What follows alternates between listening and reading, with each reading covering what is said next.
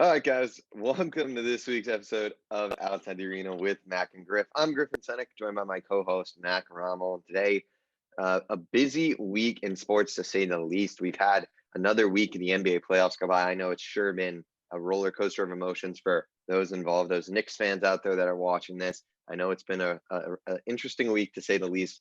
You guys might play tonight, honestly. I forget if it's Sunday or Monday that they play their next game. Let me see. Knicks fans are playing today at 1 p.m. Oh my goodness. An afternoon special. So that'll be probably up. Yeah. That'll finish potentially before this is up. I don't know when this will come up, but nonetheless, it's another day of the NBA playoffs. But we're going to start first today discussing kind of the hot topic of the week in terms of the NFL world, and that is Julio Jones, star wide receiver out of Atlanta. He was caught on Skip and Shannon saying, he is out of Atlanta. He does not want to be there anymore. And the Falcons seem to be listening for trades. Some potential teams that have been linked to him have been the Titans, the Ravens, the Patriots, to name a few. Those teams have been linked as suitors, to say the least. So, Mac, I'm going to start with you here. What are your whole thoughts on the Julio situation? Do you think a deal will get done? Obviously, we've seen some of these trade people asking for trades not get dealt this offseason. So do you think Julio does end up getting dealt? And if so, where to do you think Julio Jones will be playing in the NFL next season? Yeah, I think he's getting dealt this year. It's just a matter of when. It will happen, though, for sure. You mentioned the main teams: the Patriots, Titans, Ravens. Obviously, everyone's looking at those. AJ Brown's trying to recruit Julio Jones there to the Titans. He's working hard on that, so we're going to see if that pays off eventually. But yeah, I see he's going to be getting traded. The 7-time Pro Bowler, 2-time first team All Pro. I mean, this guy's a stud. You're not going to get him for cheap or something cheap. The Falcons, you're hearing things: first round pick, second round pick, something like that. But I do think they're going to deep down want a little bit more than that and see what they can pull out of some teams. But really, the team I'm looking at to push this team over the edge, this team doesn't have a true number one wide receiver, and they will, in my opinion, probably be favorites in the NFC if they do this. You put them on the Rams, it's over. I'm sorry, Matthew Stafford, Julio Jones, Cooper Kupp, Robert Woods. I mean, that offense will be Dirty. unstoppable. Defensively, they got a top 3 defense easily. Offensively, yeah, Julio Jones, that offense, it's over. Yeah, I think the Rams are an interesting spot. I think the cap situation is just the problem there because the Rams are, a little in the gutter with the cap at the moment. Um, I agree. I think he'll be dealt this offseason. I think this is one where the Falcons. It's weird because if you look at Atlanta, I mean, their offense has the ability to compete in the National Football League. They have in my eyes, a top 15 or so offense, maybe even higher. I mean, I'm not just thinking, but offensively, this is a good team. It's just the defensive side on the ball. They've got some young, unproven guys. AJ Terrell, the cornerback, obviously didn't really have a great first year. They've got guys like Deion Jones and whatnot playing linebacker. Grady Jarrett, probably the best player on that defense. But they're kind of just missing a few key pieces. They lost a lot of guys in the secondary to Dallas this offseason. So they're missing pieces in terms defensively. So, I mean, it makes sense. It's kind of the time. If you can get back some draft capital, I mean, I don't know if this team's going to be competitive while Julio, is still in his prime. And I think it is the time to move and get someone. So, in terms of teams, I think will end up with him. I think what I've heard and what I would think is the team that I think he'd end up on is Baltimore. I think Baltimore really could use Julio Jones. They went out. They obviously brought in Sammy Watkins. They drafted. Oh God, who'd they draft in the first round? Rashad Bateman. So Yep. they have guys, but they just don't have that number one still. I mean, Marquise Brown has proven that he's not going to be the case. He needs to be more of a third option in my eyes from what we've seen. So I think if you add Julio to that offense, it finally gives Lamar that true number one that you're looking at. And, in a competitive division with the team like the Cleveland Browns, who a lot of people think are a top 2, 3 team in the AFC, and then also a Pittsburgh Steelers team that, they lost some pieces, but they're still expected to be a pretty fairly good team, potential playoff team. And then you got the up and coming Cincinnati Bengals, very young team. They added some good defensive pieces: Trey Hendrickson, Mike Hilton, Chidobe Awuzie, and whatnot. So they're going to be competitive as well. So it's going to be interesting to see. But the team that I think should trade for him, and I'd love to see this happen, is the Green Bay Packers. For me, are that team where Julio Jones, I mean, that would solve so many problems for them. First of all, I think if you trade for Julio, I think Aaron Rodgers stays. I don't think he would leave. I think you keep Aaron Rodgers. And I mean, imagine pairing Julio Jones and Avante Adams. with Aaron Jones Oh, on that offense, with Aaron Rodgers throwing the football. It'd be almost unstoppable. Obviously, a lot of unrest. I mean, Aaron Rodgers, it's not been ideal. He lost his all-pro center this offseason, Corey Linsley. They still kind of went around not upgrading wide receiver position to the max. Their defense really didn't get much better. They bring back Aaron Jones, so that was good. But I mean, I think Julio Jones would just put that team over the edge. We've seen them so close. They need that extra piece. And for me, you get Julio Jones, that offense would be unstoppable. And I think that's how you potentially can solve the problems with Aaron Rodgers. You got to make a big move. You got to do something. How about bringing in Julio Jones for the bad man himself? what a choice that was. I was thinking about that and I heard something about that the other day. And I'm just thinking, two of the best receivers in the NFL on the same team. You never hear of it. That would be something to watch. That's prime time, and that's what you would get. And really, I think with Julio Jones, I guess the last point I'll make is a lot of these teams, I think Patriots, Rams, Ravens, and then as you said, the Packers, you add Julio Jones to this team, the jump they make is so big that they could be a Super Bowl contender or a real true contender just because of this one move. And then you go to the Titans, and this is where I think the difference is and why he won't go to the Titans. They still have so many defensive problems. They are just not there yet. You could add them to the offense to make that offense unstoppable, but defensively, you're not there yet. I don't think you're ready to contend there with Tennessee. So that's why I think Tennessee may be out of a trade option, I guess, to put it that way, for Julio Jones. But these other teams, Patriots, Rams, Ravens, and as you said, the Packers. I think those are perfect teams for him to go to make that jump and potentially get a Super Bowl ring. Yeah. Last point I'll touch on about what you said. I agree with you. I think the Titans are just all around not going to be the team he wants to play for.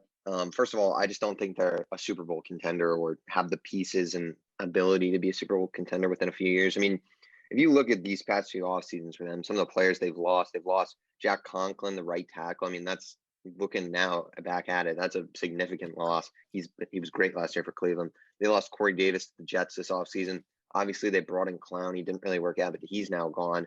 Maybe you could have worked something out. I mean, it's just they've lost a lot of guys this past few offseason. It doesn't feel like they're quite adding. I mean, you look at the draft this year, they did add Caleb Farley, a cornerback who did fall due to his injury. So if he's healthy and good, we knew this guy could be a top 10 pick in the draft. I mean, we don't know what would have Yeah. happened if he didn't get injured and whatnot and have that surgery. So he's got some real potential there. But I just think overall with the Titans right now, they kind of had their nice few years of, being that playoff team. And I think they still could be a playoff team. But to me, I still think they're pretty far away from being a Super Bowl team.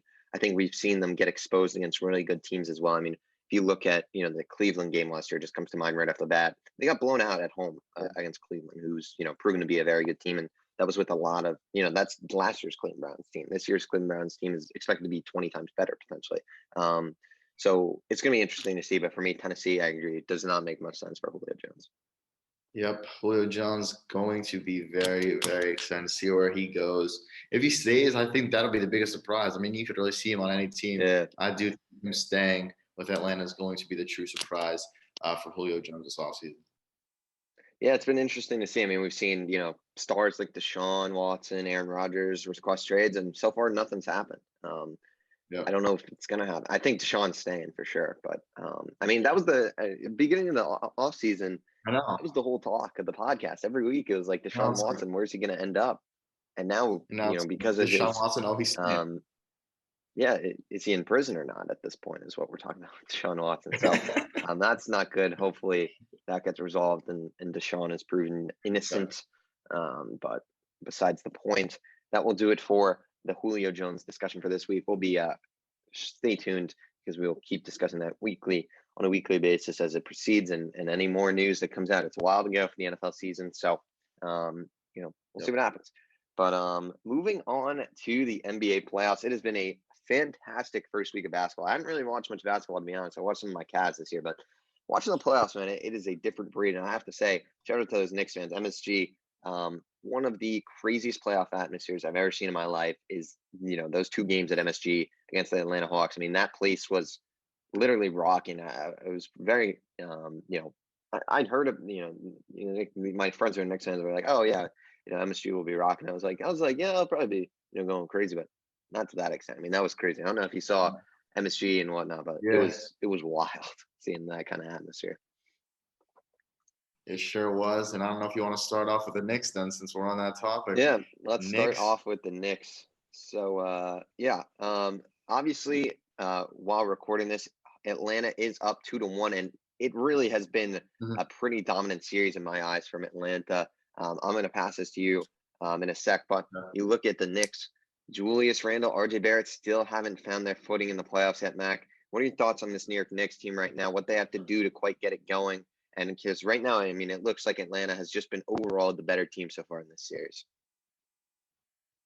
Yeah, Atlanta's been playing well. I mean, especially Trae Young. First game, 32 points. Trae Young, second game, 30 points. There's no stopping Trae Young right now. And for the Knicks, you're having guys that aren't playing too consistently. Game one, Alex Burks the one who goes off. Game two, it's Derrick Rose, and game three, Derrick Rose led him again. But still, you're not seeing this consistency from all guys each and every game so far. The Hawks are shooting much better than the Knicks. I mean, just look at game three. They shot 51.9% from the field. Knicks shot 35.8%. And then from three, they're shooting 59.3%.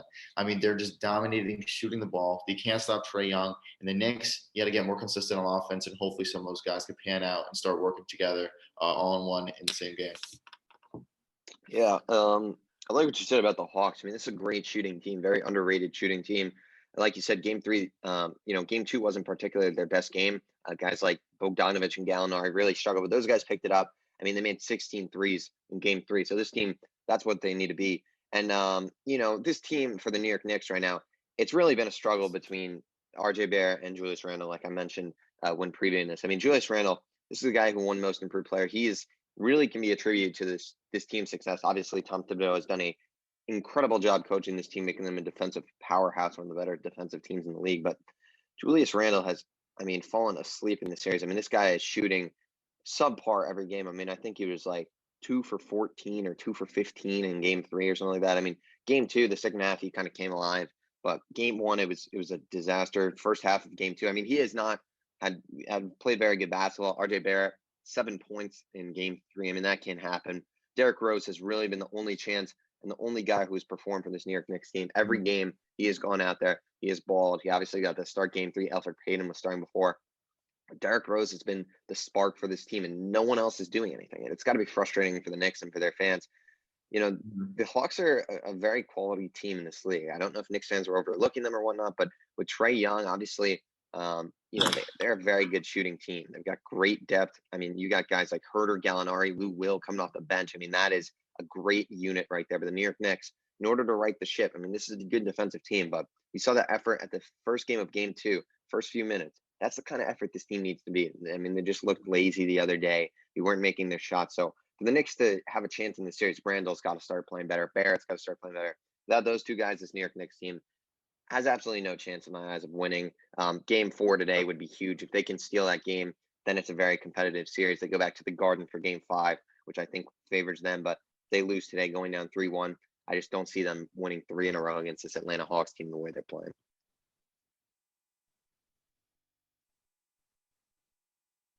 Okay, well, you just completely lagged out on my end. So that's the Yeah, part. I got as I finished that, I got your internet connection is unstable. So that was not good. Ohio internet is not rocking today, huh? But yeah, the Real, Knicks, real. they're gonna have to start turning things around very quickly. The Hawks, as I said, and as you said, they're just shooting too well. You can't stop them. You need RJ Barrett. You need these guys to start making plays and working together, putting their best foot forward.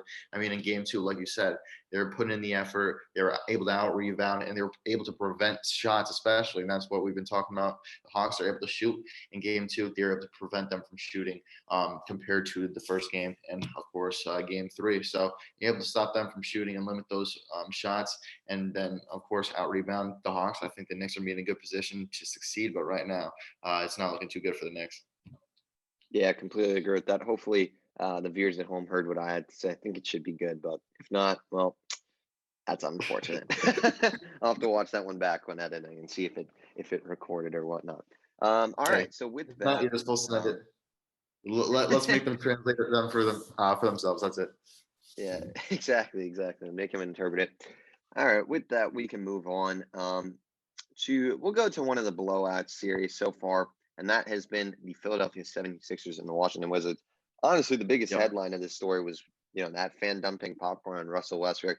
That's unacceptable. Can't be happening. Fans have got to, keep their emotions under control. You cannot be harming the players in any way. That's just pretty unacceptable. But Philadelphia has really dominated this series. I mean, they're up 3-0. Game one was a very close game. It looked like it might be a good series, but since then, this Philly team has just pulled away. I mean, Joel Embiid, the MVP candidate himself, likely probably will come second in that race. Had a fantastic game yesterday. I believe he dropped 32 or something like that. Yeah, 36, even better. Tobias Harris has been great. Ben Simmons has been doing a lot. Seth Curry was back shooting the ball well yesterday. So, Mac, I mean, what are your thoughts on this series? It really looks like 76ers just too good for the Washington Wizards right now. And it's unfortunate. Wizards look good down the stretch, but just seems like they're a bit outmatched at the moment. I mean, the 76ers, you just cannot stop them. I mean, the Wizards, you got Bradley Beal. I mean, game two dropping 33 points. But after that, you kind of see a drop off, 11 points next best in this game. So you're not really seeing some similarities there. I mean, you got to have Russell Westbrook and Bradley Beal working together on all cylinders. You have to hit on every single stride if you're going to want to win games. They haven't been able to do that. And even when Westbrook and Beal are hitting on all strides, they're still unable to do anything because the rest of the team not putting up points. They're not helping defensively, and you just cannot stop the 76ers in their offense right now. I mean, you talk about Joel Embiid, him and Harris yesterday. They combined for 56 points. And once again, the Sixers keep on shooting every game so far. Game 1, 2, and 3, they're shooting over 55%. And then game 3, the Wizards didn't even shoot over 40%. The Wizards are nowhere near where the 76ers are right now from a scoring side of things, but they're also shooting over 50% from three, and you're out rebounding the Wizards each and every game right now. So it's not looking good for the Wizards. 76ers are dominating on all levels. Yeah, Philadelphia has been the far superior team, and I think Washington's depth has been the problem for them. I mean, you look past, like you mentioned, Westbrook and Bradley Beal, who's supposed to be getting the job done. They paid a guy like Davis Bertans in this offseason. He has not been performing in these playoffs. Rui Hachimura, the young forward out of Gonzaga, has not been performing very particularly well this series either. And you look at their guard depth. I mean, they're relying so heavily on Westbrook and Beal, but they have no guys, no shooters coming in off the bench. I mean, they've got Raul Neto, Ish Smith, Robin Lopez. These guys are journeymen. These guys are bums. These guys are guys that are getting time from the minimum. They can't be playing meaningful minutes in the playoffs. I mean, if you want to be a championship team, you look at these championship teams. Look at the Nets. Look at the Lakers.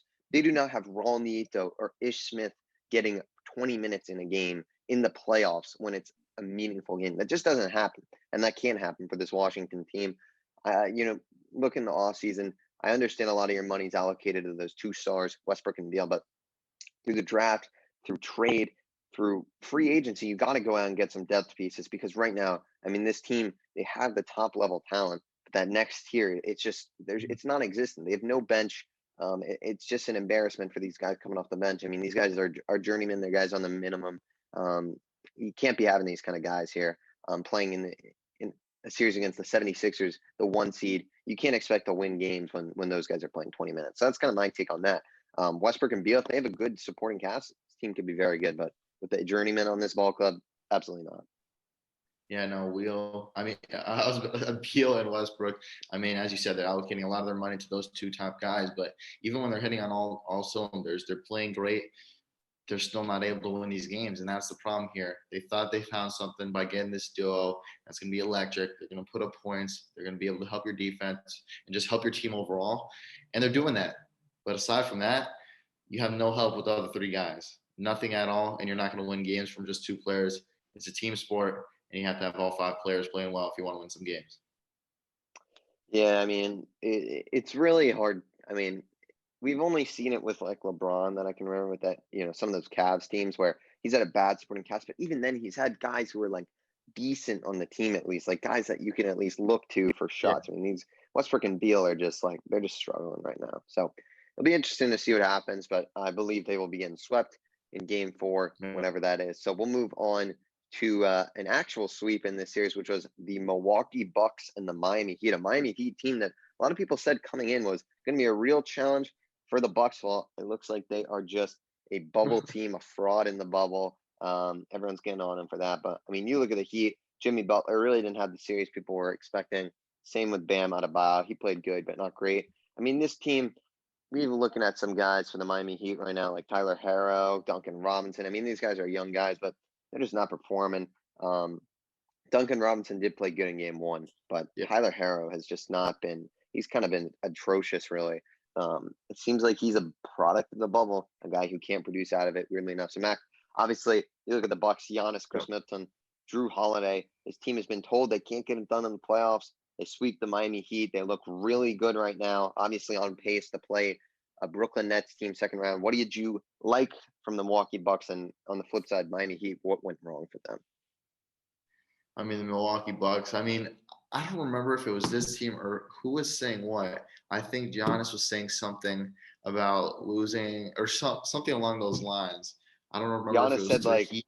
we didn't want to play with our food or something. Like, the saying, don't play with your food. We didn't want to play with our food, I Yeah. believe was what Giannis said. Yeah, but I mean, coming into this, I mean, Bucks have been really doing relatively well in the playoffs recently. This year they turned around. As you said, they get the sweep. They're playing good. Him, Chris Middleton, game one, they combined for 53 points. They're really just carrying this offense, as you said. And then Gordon Dragic, Duncan Robinson, they were solid game one. They combined for 49 points. But aside from that, really haven't been able to do much. And then just speaking on how dominant the Bucks really were in the series. Games 2 and 3, they won them both by an average of 31.5 points. These games are not close. The Bucks are absolutely destroying the Heat. And I mean, what is there really to say? They're performing on offense, performing on defense. That's all that matters.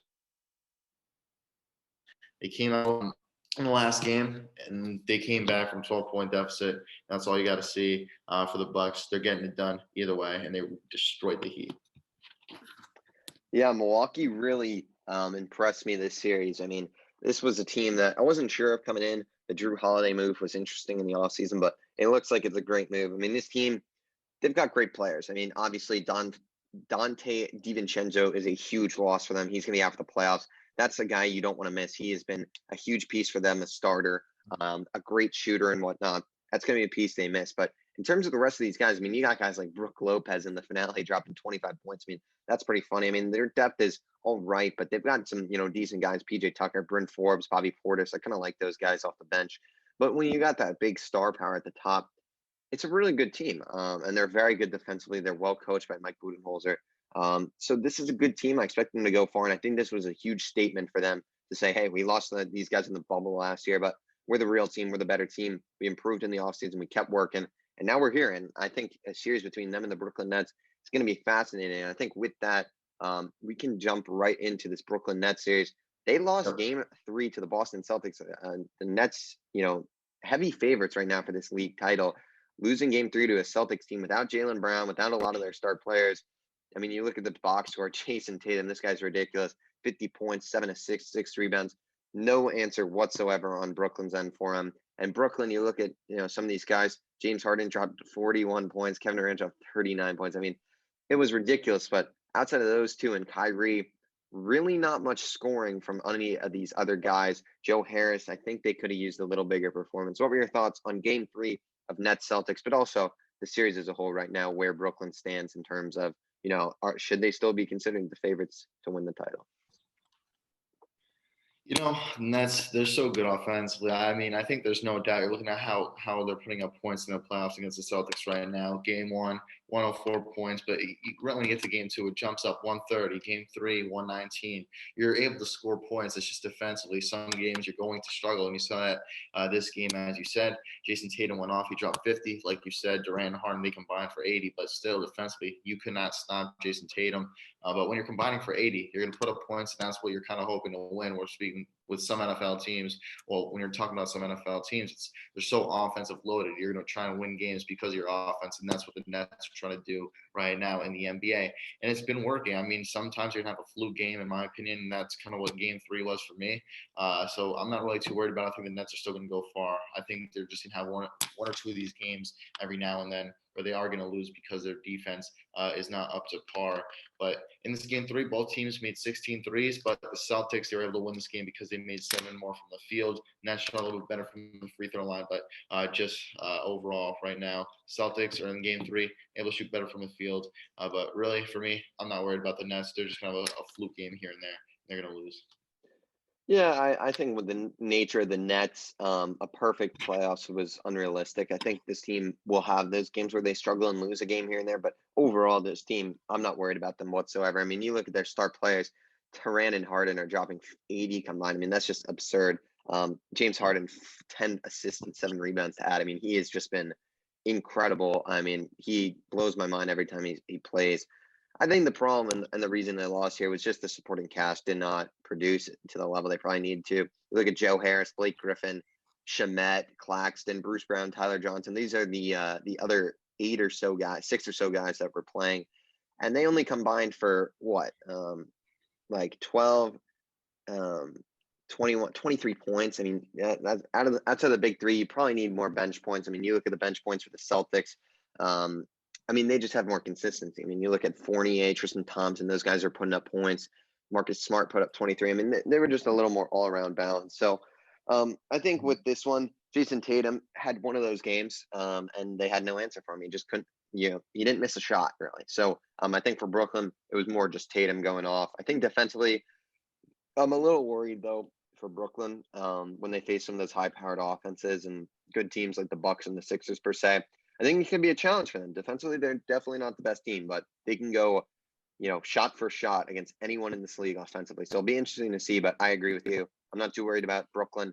I expect them to win this series in 5 or 6 games. Maybe the Celtics get one more, but to me, I think Brooklyn will be just fine. They'll probably get a win, tomorrow or whenever their next game is. So be good to see, good to keep up with. But yeah, Brooklyn Nets. I know my internet's unstable right now. Hopefully, we're seeing this, but yeah, Brooklyn Nets. I'm not too worried about Yeah, I missed almost half of that entire thing, but them. It's the got the hotel Wi-Fi. Hotel Wi-Fi. hotel Wi-Fi is definitely amazing. I guess with that, we could go to the Jazz versus the Grizzlies. Jazz are up right Yeah. now, 2-1. And right now, Grizzlies, they took that first game, but since then, the Jazz have been able to dominate, really, as we said, or as you were telling me beforehand. It's really just been Donovan Mitchell leading the way both games. He had 29 points game three. He had 25 in game two. He was able to dominate. And especially in game two, the Jazz, they were able to hit on all cylinders. 14 plus points by 7 players in that game offensively. They were hitting and they were shooting almost equally from the field, but the Jazz, they're making many more threes compared to the Grizzlies so far this series.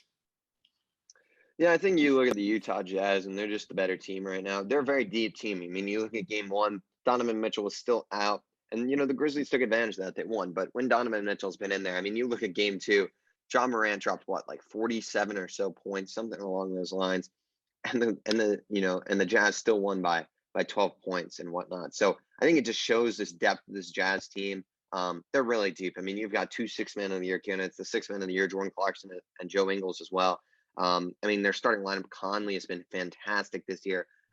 He really found a resurgence in his career. Donovan Mitchell, obviously, one of the better defensive players, if not the best right now in the league. Rudy Gobert, the center, he's been fantastic. You got one of the Bogdanovich brothers. He's going to be shooting. And Royce O'Neal's a really underrated piece. This team is a deep team, and it's an exciting team. The West is, the top of the West right now with Phoenix and the Jazz has been interesting because it's two teams you look at the beginning of the year. And with Phoenix, you're like, maybe they can squeak in as an 8 seed. And the Jazz, you're like, they're a middle of the pack Western team. These teams are 1 and 2. And, obviously Lakers had some injuries and whatnot, but these teams have been very good this year. And the Utah Jazz, to me, are one of those teams that people say are definitely overrated, shouldn't be regarded as a title team. But I think this team could come out of the West for sure. Their depth is so good. Offensively, they're explosive. They can shoot the ball. They're an exciting team. So I think Utah's a very good team. I think Memphis is a good team as well. Dylan Brooks has performed this series. He's been great for them. He's shown up in the playoffs and the play-in games as well. But I just don't think they're quite ready for the playoffs right yet. Good experience, though. They'll get this experience, and they'll be able to take it into next year. So I think it's a huge, successful season for the Grizzlies. But for the Jazz right now, they are a very good playoff team who, with Donovan Mitchell, is primed for success. Yeah, Jazz obviously very good right now, and I think if the Grizzlies want to come back and win the series, you're going to need to rely heavily on Dylan Brooks and John Morant. Like that first game, they combined for 57. You're going to need them to combine more for more than that now that Donovan Mitchell is back. But they shot 100 shots that first game. You're going to have to keep on shooting shots, and that's what you're going to have to do. Take as many shots as you possibly can if you want to win these games. But most importantly, you got to stop the Jazz from shooting threes. They've been dominating you from the 3-point line every game so far. So if you have to stop them from three, I think the Grizzlies have a good chance of winning some games. So those are the key points to focus on. Shoot more and stop the Jazz from three. Totally agree with that. And it'll be interesting to see what happens for sure. The next game I want to touch on real quick, next series, I should say, tied up 2-2, Denver and Portland. This has been a very fantastic series so far. Obviously, you've got the likely MVP in Nikola Jokic. Game 4 was a bit of a rough game for Denver, just looking at the stats. I mean, Michael Porter Jr., only 3 points. You need a bigger performance out of him. I know this team was down early, so they kind of took their lead guys out, let some of these bench guys get more minutes. But still, the point is, this team needs to perform. The Denver Nuggets did not have a good game. And you look at the Trailblazers, I mean, this is the team that I believe we both had winning this series when we predicted the brackets. They played good. Damian Lillard, obviously only 10 points yesterday, but you look at what he's doing, 10 assists, 8 rebounds. He's a team guy. Norman Powell, 29 points. I mean, this depth is really good. They got McCollum, Carmelo, Anthony Simmons, Norman Powell, Jusuf Nurkic. I mean, they've got great depth. Great team overall. Super excited to see where this series goes. But for Denver, the key is they just need that top tier talent to play well. You see in game 3 when Michael Porter Jr. is playing well, when Nikola Jokic is playing well, this team really succeeds. Austin Rivers has been great these playoffs. He's made Knicks fans miss him galore. Goodness gracious. But 2-2, going to be a good series for sure. It will go back to Denver now, I believe. So we'll see what happens. Nikola Jokic has played very good this series. Game 4 was not his best game. So we'll see if he can pick it back up in game 5 and see if, that game 5, to me, whoever wins that will probably end up winning the series. Yep, totally agree with you there. And I mean, if you're looking just quickly throughout the stats of all 4 of these games, the Trailblazers in almost every game except for one game, they're shooting above 50%. They're shooting well, and that's what you need to do to win these games. Trailblazers, we both predicted them to win it, so hopefully they come away with this series. But yeah, Norman Powell, game 4, as you said, 29 points. CJ McCollum playing good with 21 points. So overall, Blazers, I think they're in a good position to win these games. I mean, they're kind of back and forth. I mean, game 1, Blazers win by 14. Game 2, Nuggets win by 19. I mean, these games are just so back and forth. It's kind of weird to try and predict what's going to happen next, honestly. But yeah, as you said, I think whoever wins this next game on what is that, Tuesday, I think they're going to win the series. Yeah, it'll be interesting to see what happens for sure. But the series that I think most people have their eyes on today at 3:30, we're going to be seeing LeBron James. Oh, wow. Brooklyn's playing back-to-back? Oh, no, they didn't play yesterday. Okay, sorry. Sorry about that. I thought Brooklyn was playing back-to-back game. I was shocked. The NBA never does that. Suns Lakers. What a series this has been so far. Lakers obviously up 2-1. I mean, this is a team that we both had in the I had in the finals. You had the Clippers in the finals, who we will touch on in a sec. They have not been playing too good. Yeah, exactly. But the Lakers, I mean, they've come out and played pretty well. Game 1 was not a good game for A. Disney or Anthony Davis, as the people like to call on the internet nowadays. A. Disney, and LeBron's are just amazing. I mean, yeah. But besides the point, Anthony Davis, LeBron didn't play too good game 1, but game 2 and game 3, these guys started coming out. Anthony Davis struck 30 plus points, 10 plus rebounds in both game 2 and 3. He has been fantastic these games. LeBron looks like he's playing good. We saw Andre Drummond have a very good game 2, and the Lakers depth, it's been good. I mean, you look at KCP, he was struggling. He had a bit of a better game on game 3, but still struggling. Dennis Schroeder has been huge for this Lakers team so far. So, Mac, I'm going to put this one to you. Obviously, Phoenix, Chris Paul is playing banged up right now and has been very detrimental for this team. We've seen campaign step up, but still, are you worried about this Phoenix Suns team? And now that the Lakers seem to have potentially found their stride, seem to be having fun. We saw LeBron having a chuckle while Jay Crowder was pushing up on him. Do we think this Phoenix Suns team can end up winning the series, or do we think the Lakers have kind of hit their cruising altitude and are getting past the first round here? Sorry, Rome. Your Suns, they're not looking too hot right now. I got to stick with the Lakers. I'm going to keep going back to it. You're seeing the talent. You're seeing the experience show as time goes on. They struggled that first game. LeBron James was the highest score with 18 points. I mean, that's just so rare. You're not going to have LeBron James just scoring 18. And if he does, that means someone else is going off. That's just a rare sight. It's not going to happen again. Devin Booker and DeAndre Ayton, they're obviously going to play well for the Suns, but I mean, right now the Lakers are just too good. As you said, Dennis Schroeder, Anthony Davis, LeBron James are all playing too good. Their experience is showing. Game 2, they all scored over 20 each for the Suns. In Game 2, Devin Booker led with 31 points, DeAndre Ayton with 22. You're just seeing these two guys for the Suns go off. Well, right now, for the Lakers, you're seeing three guys go off, and I think that's the main difference right now. Lakers are able to score better with those three guys than the Suns are with those two guys. Yeah, I mean, I think you look at the Suns right now, and Chris Paul's, being banged up has really affected them. I mean, Chris Paul's been a huge help for them this year. What'd you say? I was like, there goes the Wi-Fi. I just saw your face like, I'm like, okay, what do I say now? Is it good now, though? Is it good? We're chilling. Are we good? Okay, well, we're going. I don't know if Matt can hear me, but yeah, Chris Paul's injury has been very detrimental to this team so far. Just keep going. Chris Paul's injury has been very detrimental for this team so far. I mean, you look at how he's playing. He's not 100%. You can just see it in the stat line, and also just watching. I mean, he's a little sluggish out there. He's been the spark. I mean, he's had a winning effect. You look at Oklahoma City. He went there. He was winning. He was getting this team in the playoffs. Houston was the only real example where that team struggled. It was kind of a chaotic mess there. Coaching and Harden was being the drama queen that he is.